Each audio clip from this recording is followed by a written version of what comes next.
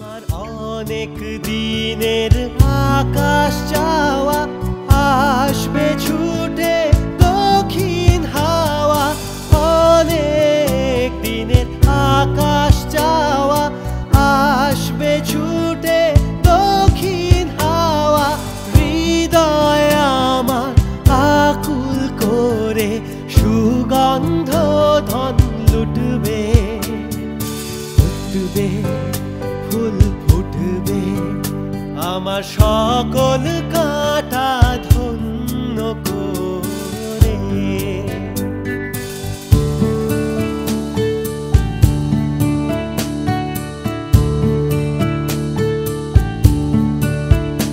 আমার লজ্জা যাবে যখন পাবো দেবার মতো ধন, যখন রূপ ধরিয়ে বিকশিবে প্রাণের আরাধন। আমার লজ্জা যাবে যখন পাবো দেবার মতো ধন, যখন রূপ ধরিয়ে বিকশিবে প্রাণের আরাধন।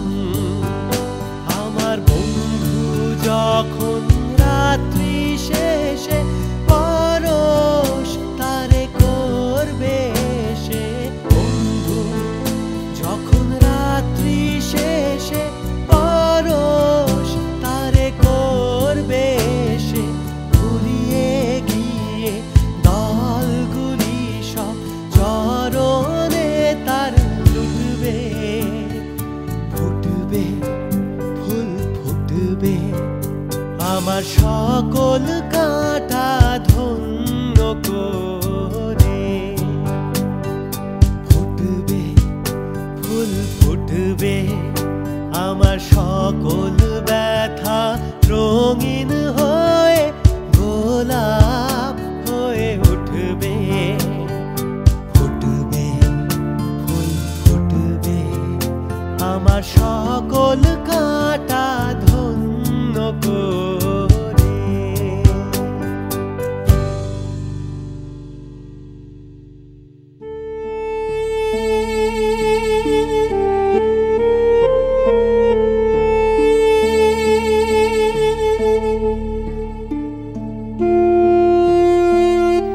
শ্রী প্রদ্যুম্ন লাহিড়ীর সুযোগ্য পুত্র শ্রীমান প্রদীপ্তর সঙ্গে আমার নাতনি সোহিনীর শুভ পরিণয়ের ঘোষণাটুকু আমি আজই সেরে রাখছি।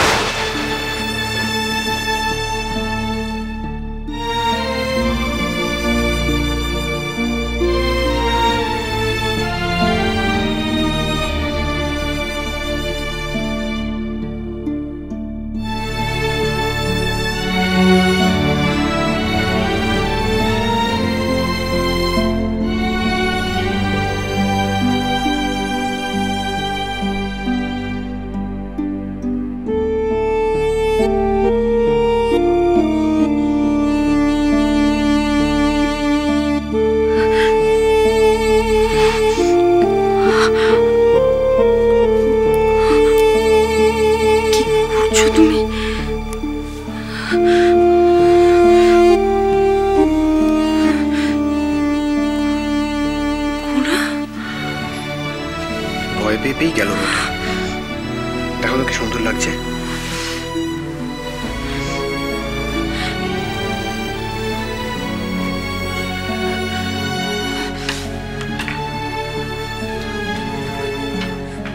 কোথায় যাচ্ছ তুমি? গোড়ার কাছে কোথাও যাবে না। লাজ লজ্জা সবকিছু তুমি বিসর্জন দিয়েছো, তাই না? হ্যাঁ দিয়েছি, আমি দিইনি। আর আমার এখনো বিবেক বলে একটা বস্তু আছে। তাহলে তুমি তোমার বিবেক নিয়ে থাকো, আর আমাকে আমার বিবেকের কথা শুনতে দাও। রূপে তোমার মতিভ্রম হয়েছে তোমার বাবার মতো। আমি কারোর মতো নই, আমি আমার নিজের মতো। রাস্তা ছাড়ো, আমাকে যেতে দাও। যাবে না, তুমি এখানেই থাকবে। আর ওই বাউন্ডুলে ছেলেটার কাছে তো নয়। তোমার সঙ্গে প্রদীপ্তর বিয়ে পাকা হয়ে গেছে, তার দায় আমি নেব। নিতে হবে। তোমার ঠাকুরদা একবারই লোকের সামনে কথা দিয়েছেন, তার মাথা তুমি হেড করিয়ে দেবে? কেন ভাববো আমি ওনার কথা? উনি আমার কথা ভেবেছেন? আমি ওনাকে বিশ্বাস করে সমস্ত কথা সত্যি বলে এসেছি। উনি আমায় কথা দিয়েছিলেন উনি সবকিছু ঠিক করে দেবেন। মিথ্যেবাদী কোথাকার। উপে এখনো বাড়ি ভর্তি লোক, আমি যদি সবার সামনে গিয়ে সব সত্যি কথা বলে দিই, সোনার সম্মান থাকবে তো? ঠাকুরদার উঁচু মাথা উঁচু থাকবে তো? তুমি এরকম কিচ্ছু করবে না। করব। আমাকে যদি আটকানোর চেষ্টা করো, এই সোনার তরী ধ্বংস করে দেব আমি। চেষ্টা করে দেখ।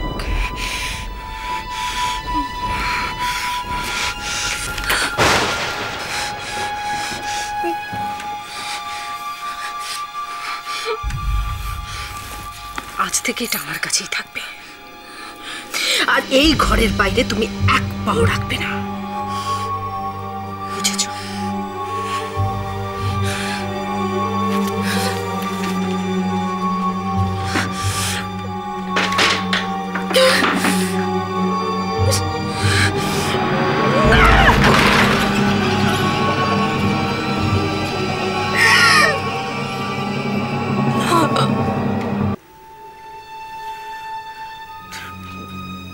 ভম্বল কোথায় গেল থামি?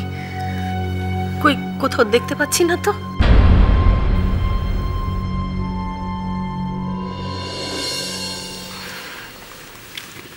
মাগোৎসবের মেনু জানো?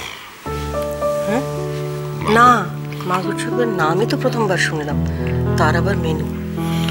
খিচুড়ি, বাঁধাকপির তরকারি, ফুলুরি, বেগুনি, এইসব টোটাল নিরামিষ। খুব ভালো। না তো বলছিলাম যে এইসব পাতা মনে আজকের ফুর্তি হচ্ছে, বুঝতে পারছো না? আনন্দ মানে অনেকদিন বাদে মনে হচ্ছে একেবারে বুক থেকে একটা পাথর নেমে গেল। চলো রেস্টুরেন্টে গিয়ে ভালো কিছু খাওয়া দাওয়া করি, মাটন ফাটন। এসব কি বলছো তুমি? তোমার কি মাথা টাথা খারাপ হয়েছে নাকি? এসব কথা একদম চিন্তা করো না। কি জবাবদিহি করবো বলো তো? আরে জবাবদিহি করার কি আছে? তুমি আমি বেরিয়ে গিয়ে চলে ধরো কোনো একটা রেস্টুরেন্টে গেলাম। না, মোটেই না, ওসব হয় না। কিছু না হওয়ার কোনো ব্যাপার নেই, কেউ জানতে পারবে না তো। তোমরা এখানে ওখানে সব ওনারা তোমাদেরকে খোঁজাখুঁজি করছেন।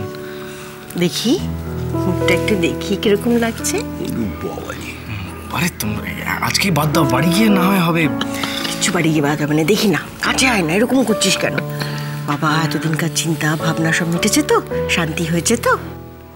এইসব ডিসকাশন না হয় বাড়ি গিয়ে করবো মা। এখন চলো না, ওনারা ডাকছেন। সেরা হয়ে যাচ্ছি, তুমি এই ভাগে তোমার কাজটা সেরে ফেলো। কি কাজ? সত্যি দীপ, হায়দ্রাবাদ থেকে অত খুঁজে পেতে যে জিনিসটা নিয়ে এলাম সেটা তোমার পকেটে রেখে দেওয়ার জন্য। ও ওইটা, কিন্তু এখন? কিন্তু আবার কি? যা গিয়ে খুঁজে বার কর। যদি না পারিস তাহলে চন্দ্রশেখর বাবুকে বলে পুরো ব্যাপারটা ক্যান্সেল করে দেবো। এই কি ব্যাপার বলো তো? কি নিয়ে কথা বলছো তোমরা? ওই ও আসে একটা ব্যাপার। তুই কিরে দাঁড়িয়ে আছিস কেন?